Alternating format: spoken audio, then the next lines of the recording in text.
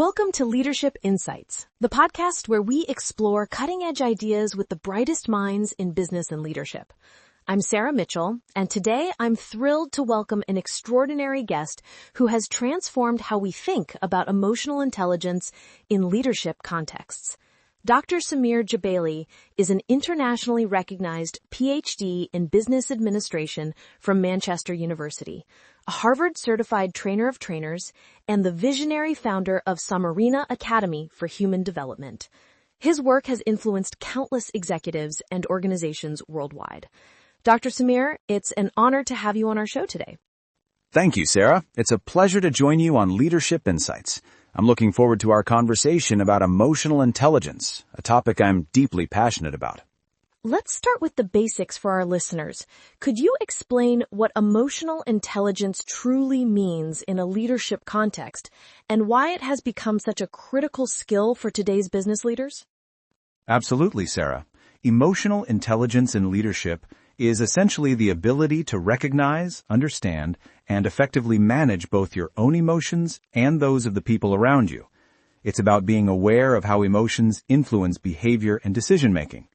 In today's complex business landscape, leaders face unprecedented challenges that technical skills alone cannot solve. Research consistently shows that emotionally intelligent leaders create psychologically safe environments where innovation thrives, conflicts are resolved constructively, and team members feel valued. This directly impacts retention rates, productivity, and ultimately, organizational performance. What makes emotional intelligence particularly valuable is its development potential. Unlike IQ, which remains relatively stable, emotional intelligence can be significantly improved through intentional practice and awareness. That's fascinating. You've worked with executives across various industries. What would you say is the most common emotional intelligence deficit you observe in otherwise successful leaders? The most pervasive deficit I've observed is self-awareness, which, ironically, serves as the foundation for all other aspects of emotional intelligence. Many leaders reach executive positions through technical excellence and results-driven approaches, but haven't developed the habit of emotional introspection. They often misperceive how they are experienced by others and struggle to recognize their emotional triggers or patterns. In workshops, I frequently witness aha moments when these accomplished individuals receive 360-degree feedback, revealing significant gaps between their self-perception and how their teams experience them. This lack of self-awareness creates blind spots that undermine their effectiveness, particularly during stressful situations when emotional regulation becomes critical.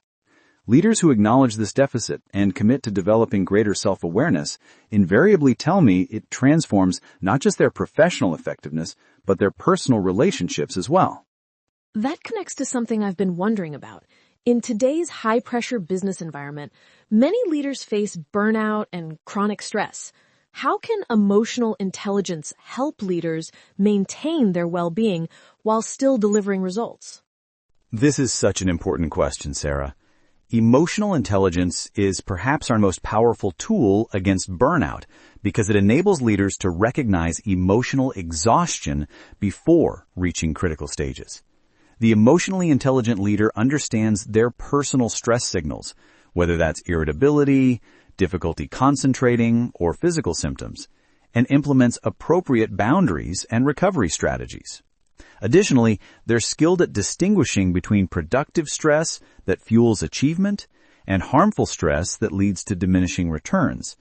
At Samirina Academy, we teach leaders specific emotional regulation techniques like mindfulness practices, cognitive reframing, and emotional granularity, the ability to precisely identify emotions beyond simply good or bad.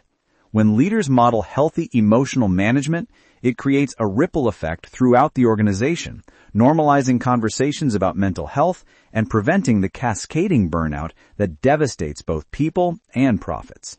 Remember, sustainable leadership is a marathon, not a sprint. You mentioned Samirina Academy for Human Development. Could you share more about your approach to developing emotional intelligence in leaders through your work there? Samirina Academy was born from my conviction that emotional intelligence development requires more than theoretical knowledge. It demands experiential learning and consistent practice. Our methodology integrates three core elements: cognitive understanding, practical application, and ongoing reinforcement. We begin with assessments to establish each leader's emotional intelligence baseline across 5 dimensions: self-awareness, self-regulation, motivation, empathy, and social skills. Then, through immersive workshops, we create safe spaces for leaders to practice these skills through role-playing, real-time feedback, and guided reflection. What truly differentiates our approach is the follow-through. We implement a 90-day integration program with peer coaching circles, digital learning tools, and accountability partnerships. The most rewarding aspect is witnessing the transformation as leaders apply these skills in their organizations, from the CEO who learned to listen empathetically and subsequently reduced executive turnover by 40%, to the manufacturing director who improved safety metrics by creating an environment where workers felt psychologically safe reporting potential hazards. One challenge many leaders face is balancing emotional intelligence with decisiveness, especially in high-stakes situations. How do you advise leaders to maintain empathy without compromising on necessary tough decisions? This perceived tension between empathy and decisiveness is actually a false dichotomy. Emotionally intelligent leadership doesn't mean avoiding difficult decisions. It means making those decisions with greater awareness of their human impact. When leaders combine empathy with clarity about organizational priorities, they make better informed decisions and implement them more effectively.